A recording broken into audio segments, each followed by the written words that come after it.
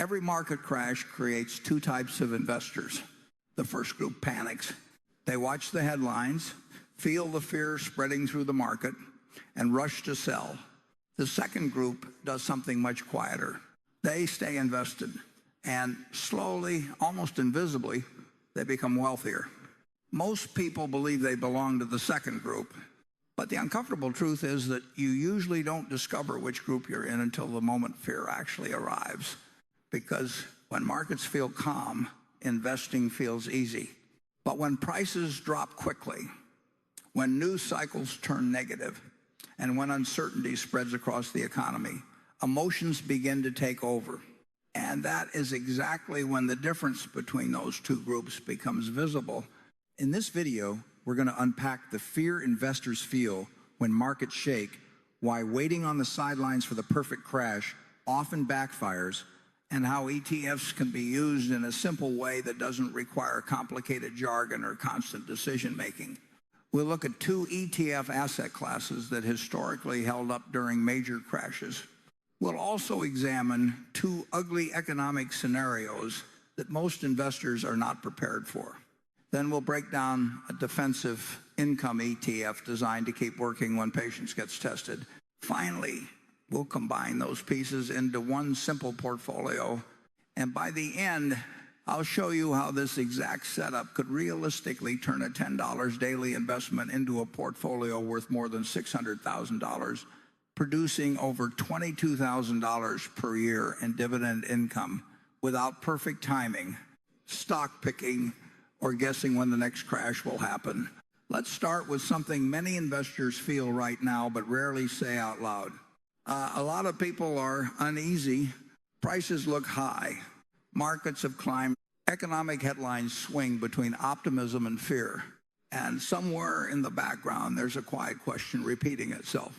What if the market crashes right after I invest? That fear is completely normal. It appears whenever markets feel expensive, whenever economic growth slows, and whenever words like recession or bubble start appearing in financial conversations. And when that fear appears, most people respond the same way. They pause, they wait, they tell themselves they'll invest later when things feel safer. But markets almost never feel safe at the exact moment the best opportunities are created. In fact, the moments that feel the most uncomfortable in real time are often the ones that look obvious in hindsight. Think about it. Every major downturn in history has followed the same emotional pattern. First, optimism builds, then something breaks, confidence fades, prices fall, fear spreads, and eventually the system recovers. The specific causes change every time, but the pattern stays remarkably consistent. Over the last century, the economy has moved through recession after recession, different triggers, different headlines, but the same cycle. Growth slows, confidence cracks, markets fall, then the recovery begins. No one knows when the next downturn will arrive, but history makes one thing very clear. Another one always comes, and here's the second uncomfortable truth. Investors have to accept more long-term wealth is often created during crashes and recessions than during calm bull markets. Not because downturns are easy, but because prices fall while emotions spike, and that combination creates opportunity for people who are prepared, while it creates permanent damage for people who panic. This is where most investing mistakes happen. When markets rise, confidence grows. People feel smart. They feel comfortable taking risk. But when markets fall, the emotional reaction changes instantly. Instead of asking, where is money moving? Investors ask, how do I make this feeling stop? That emotional response turns temporary market declines into permanent losses. Before we go further, let me be very clear about something. This video is not about predicting the next crash. Anyone claiming they know exactly when a recession will happen is simply guessing. Markets don't send warnings. They don't announce their timing. Trying to perfectly time the top or bottom usually leads to hesitation, missed opportunities, and regret. What actually matters is something much simpler: positioning. Where your money is when markets become uncomfortable. Because when fear hits the market, money does not disappear. It moves capital flows away from some assets and toward others. And understanding those movements is far more important than predicting the next headline. So the real question isn't whether another crash will happen. The real question is this: what assets tend to hold up when confidence breaks? And how can you prepare for that without betting everything on a single idea? To answer that question, we first need to talk about why the most common strategy investors rely on, waiting for the crash, almost always fails. After hearing that crashes create opportunities, many investors come to the same conclusion. They say, all right, I understand. When the crash comes, I'll invest. At first glance, that plan sounds smart. It sounds patient. It sounds disciplined. It sounds responsible. But in reality, it's one of the most common ways people accidentally sabotage their own wealth. The problem isn't the logic. The problem is human behavior. Because the version of you calmly waiting for a crash today is not the same version of you watching markets collapse in real time. When markets fall sharply, the experience is completely different from what people imagine. You're not looking at a calm buying opportunity.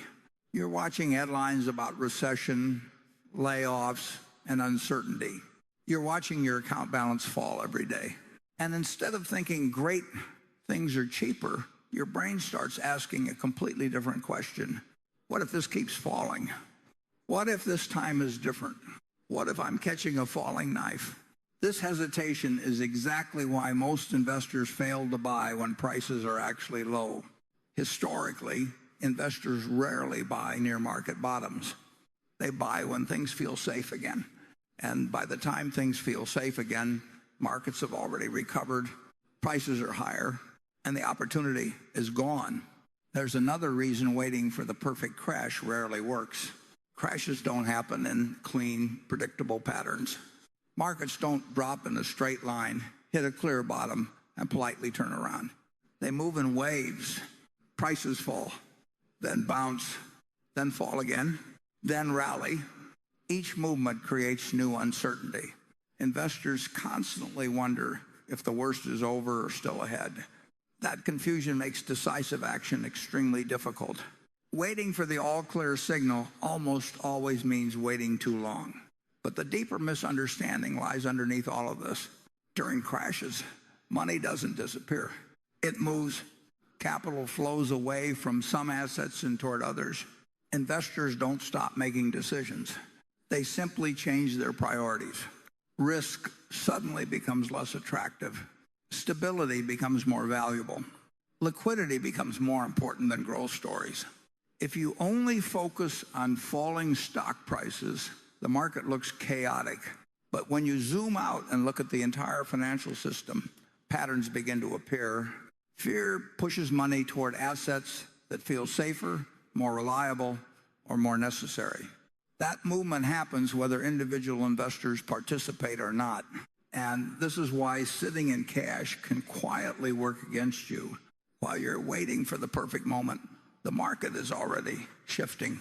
Some assets are already benefiting from fear-driven capital flows. Others are becoming cheaper in ways that create long-term opportunity. Meanwhile, time keeps moving forward. There's also something else people rarely talk about. Waiting requires confidence.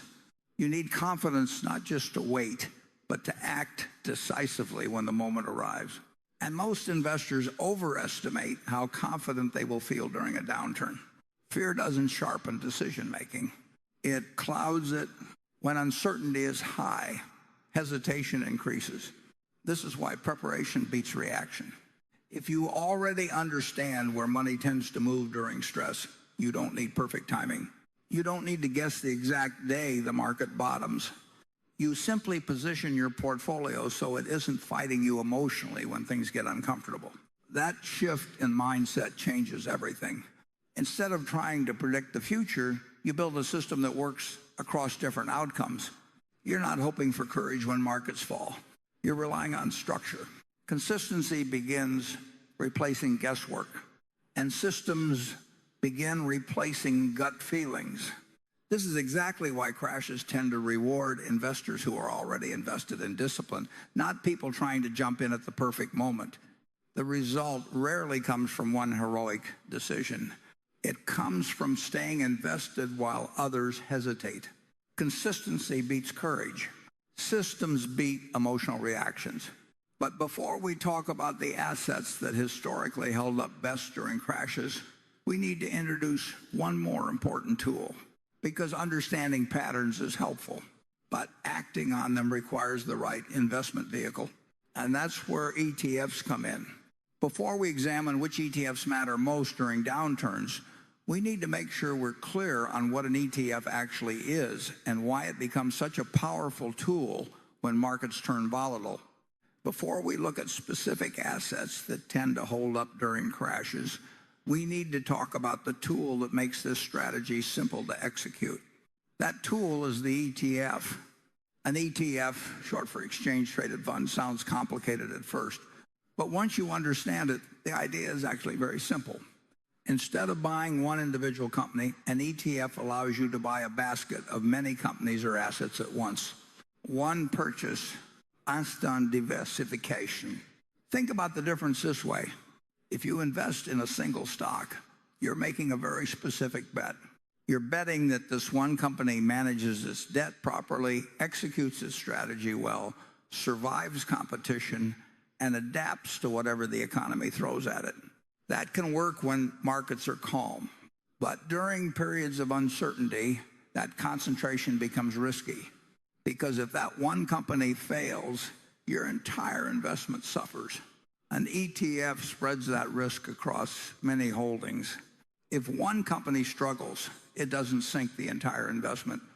If another company thrives, it contributes to the overall return without carrying the entire portfolio alone. Instead of relying on one story, you're investing in a broader trend or economic behavior. Let's put this into simple numbers. Imagine you invest $1,000 into a single stock. If that stock falls by 50%, your investment becomes $500. If the company fails completely, the investment could go to zero. Now imagine that same $1,000 placed into an ETF holding 100 companies. Each company represents about 1% of your investment. If one of those companies collapses completely, your portfolio loses about $10, not the full $1,000. And if several companies perform well, they help lift the entire portfolio over time. This structure matters a lot during market crashes because crashes are not calm environments.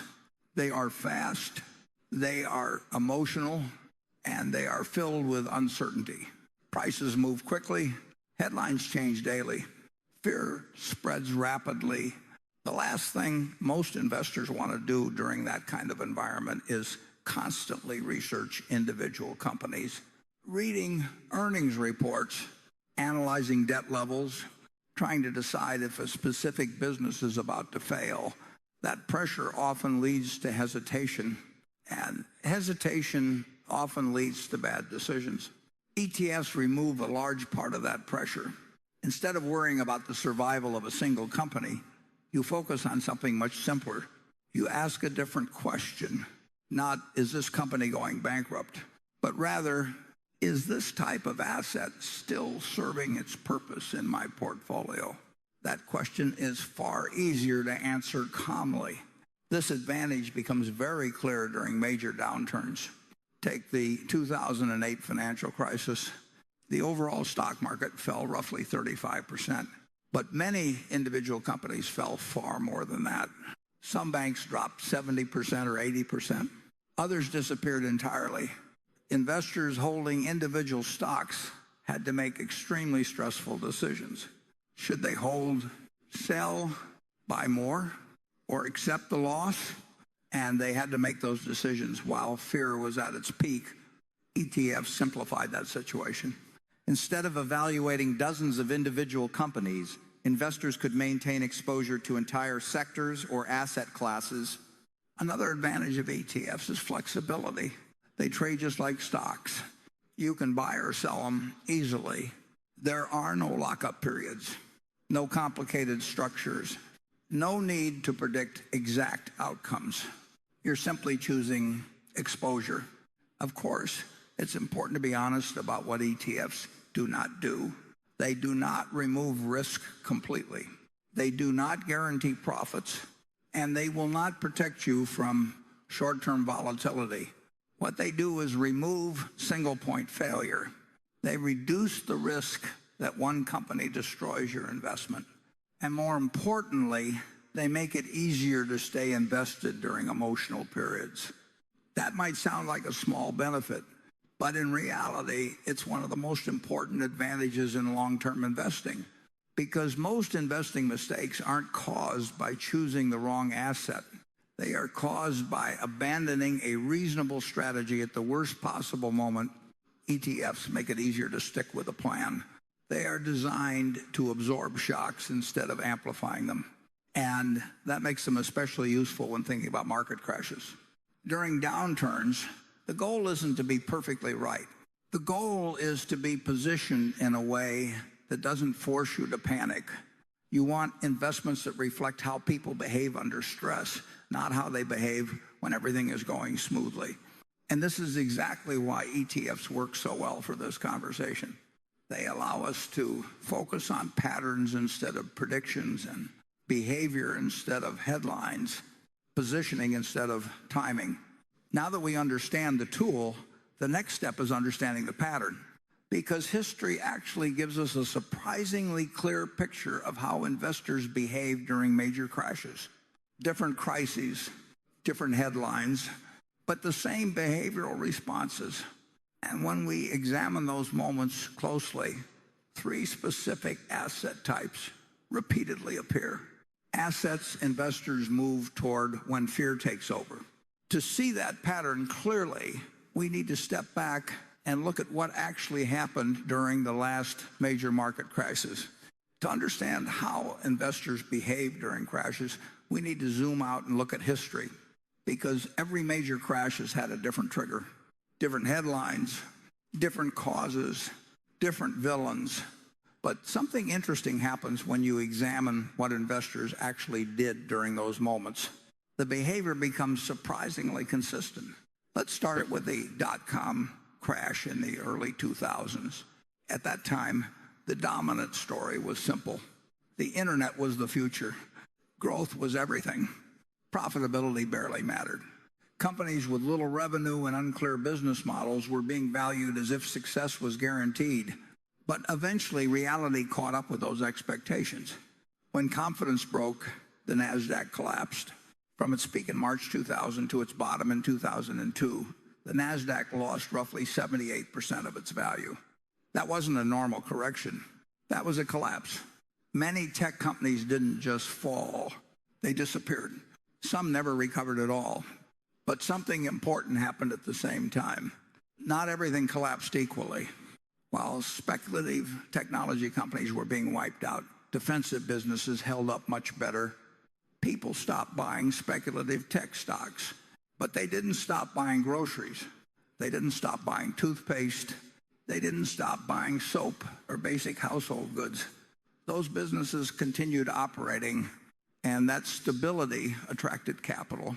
At the same time, another asset began moving in the opposite direction: gold. Between 2000 and 2002, while the S&P 500 fell roughly 37%, gold gained around 20%.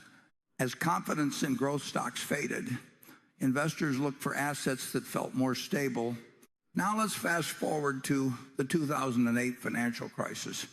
This crash had a completely different trigger. It wasn't about technology hype. It was about leverage. Housing prices had risen rapidly. Banks had built complex financial products around that growth. And when the housing market cracked, the entire system started unraveling. Credit markets froze, banks failed, confidence disappeared.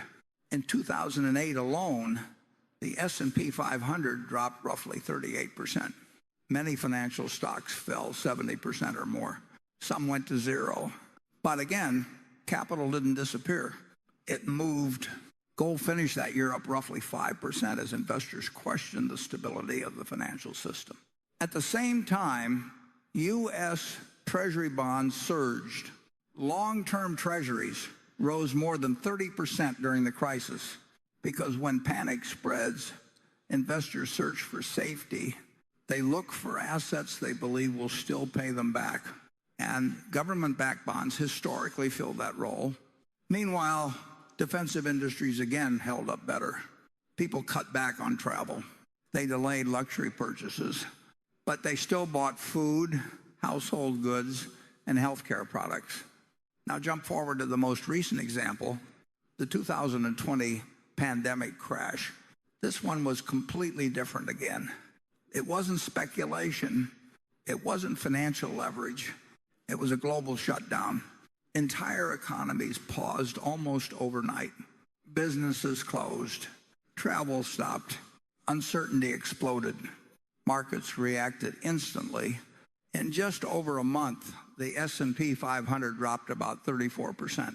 Once again, investors rushed toward familiar defensive assets. Gold surged as fear peaked, finishing 2020 up roughly 25%. Long-term treasuries rallied strongly as interest rates collapsed. Treasury-heavy investments gained roughly 18% that year. Healthcare companies also saw strong demand as capital moved toward vaccines, treatments, and medical infrastructure. And once again, consumer staples remained resilient. Even during a global shutdown, people still needed basic necessities. Now step back and look at these three crashes together. The triggers were completely different. The dot-com crash came from speculation. The financial crisis came from leverage. The pandemic crash came from a global shock.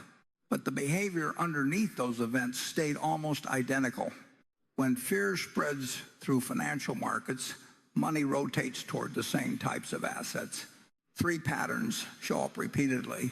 First, investors move toward gold, an asset that historically protects value when trust in the system weakens.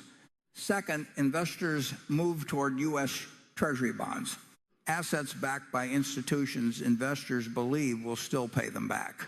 Third, investors move toward defensive essential businesses, companies people continue spending money on even when times are difficult. These patterns are not predictions. They are behavioral responses. When uncertainty rises, investors become conservative. They prioritize survival over upside, reliability over excitement, protection over speculation. And this is exactly why trying to predict the next crash often misses the point. We don't know what the next trigger will be. It could be inflation, debt, geopolitical conflict, or something nobody is talking about yet. But we do know how investors tend to react when fear spreads. They look for protection. They look for safety. They look for reliability. Once you understand that pattern, you can position a portfolio around it instead of reacting emotionally when headlines become loud. And those three behavioral responses map directly to three simple ETFs. The first one represents the asset people have trusted for thousands of years when confidence begins to crack. Gold. Gold has played a very unusual role in financial history. Some investors love it. Others dismiss it completely. And that disagreement usually comes from misunderstanding what gold is actually meant to do inside a portfolio. Gold is not a growth engine. It doesn't innovate. It doesn't produce earnings. It doesn't generate cash flow like a business. Gold exists for a very specific purpose. It acts as a store of value when trust in the system starts to weaken. When investors begin questioning banks, currencies, or financial stability, gold often attracts attention, not because it's exciting, but because it's familiar, it's tangible, and it doesn't depend on someone else's promise to perform. That's why gold repeatedly appears during market stress. During the dot-com crash, gold rose while technology stocks collapsed. During the financial crisis, gold surged as investors questioned banks. During the pandemic crash, gold climbed again as global uncertainty spiked. Different crises, same instinct. Investors move towards something they believe will hold value when everything else feels uncertain. For most investors today, holding physical gold can be inconvenient. Storage, security, liquidity, transaction costs, all of those factors create friction. That's why many investors choose a gold ETF instead. In this portfolio, that role is filled by IAU. IAU simply tracks the price of physical gold. No leverage, no complicated strategies, just exposure to gold's price movement. One thing to understand clearly is that IAU does not pay dividends. There is no income. The return comes entirely from price movement, and that's perfectly fine because gold's purpose in this portfolio is protection, not income. The second asset plays a different role. When fear escalates from uncertainty into full panic, investors search for something they believe will unquestionably pay them back. That's where U.S. Treasury bonds come in. Treasuries are essentially loans to the U.S. government. In exchange, the government pays interest and eventually returns the principal. Because they're backed by the full faith and credit of the U.S. government, they're widely considered one of the safest financial instruments in the world. During recessions and market crashes, demand for treasuries tends to surge. Investors rush towards safety. Central banks often cut interest rates, and falling interest rates push existing bond prices higher. This dynamic is exactly why long-term treasury bonds often perform well during downturns. The ETF representing this asset in the portfolio is TLT. TLT holds long-term U.S. Treasury bonds with maturities typically over 20 years. Because of their long duration, these bonds are very sensitive to changes in interest rates. That sensitivity creates volatility, but it also creates strong upside when rates fall during recessions. Historically, that's why treasuries have surged during periods like 2008 and 2020. TLT also produces income. Currently, it offers a dividend yield around 4%, providing steady cash flow even during uncertain markets. But there's still one important piece missing. Gold responds to broken trust.